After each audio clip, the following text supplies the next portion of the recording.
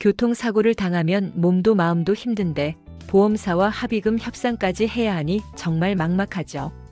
사고 후 병원비와 정신적 고통을 생각하며 최소 2천만 원은 받아야 한다고 생각했는데 보험사가 500만 원을 제시하면 당황스럽고 억울할 수밖에 없죠.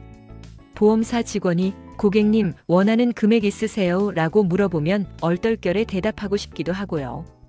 여러분도 이런 상황에서 내가 먼저 말하면 손해보는 거 아닌가 라는 걱정 공감되시죠?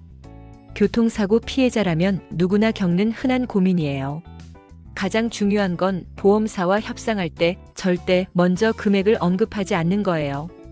왜냐하면 보험사는 피해자가 제시한 금액을 기준으로 자신들에게 유리하게 협상을 끌고 가거든요. 예를 들어 보험사가 내부적으로 1,500만 원을 준비했는데 여러분이 1,000만 원이면 되겠네요 라고 먼저 말하면 그들은 좋아요 800만 원을 드릴게요 라며 더 낮춰서 제안할 가능성이 큽니다. 반대로 보험사가 500만 원 드릴게요 라고 먼저 제시하면 여러분은 너무 적다고 반박하며 더 올릴 여지를 만들 수 있죠. 그럼 어떻게 해야 할까요? 보험사가 원하는 금액 있으세요? 라고 물으면 보험사에서는 얼마를 생각하시나요? 라고 되묻는 겁니다.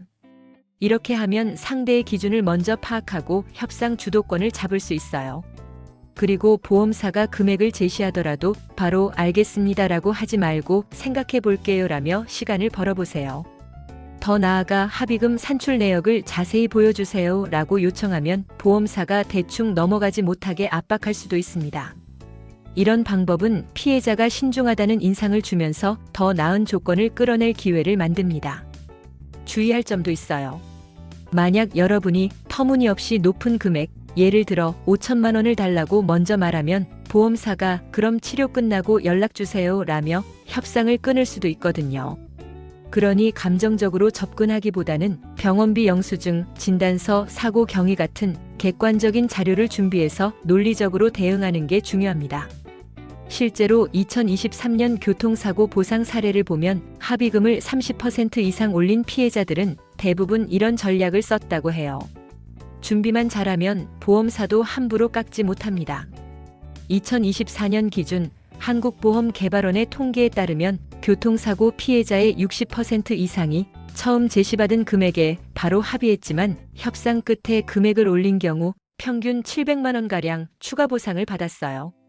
예를 들어 경상사고로 300만 원을 제안받은 피해자가 전문가와 상담 후 치료비와 위자료를 추가로 청구해 1,000만 원을 받은 사례도 있죠.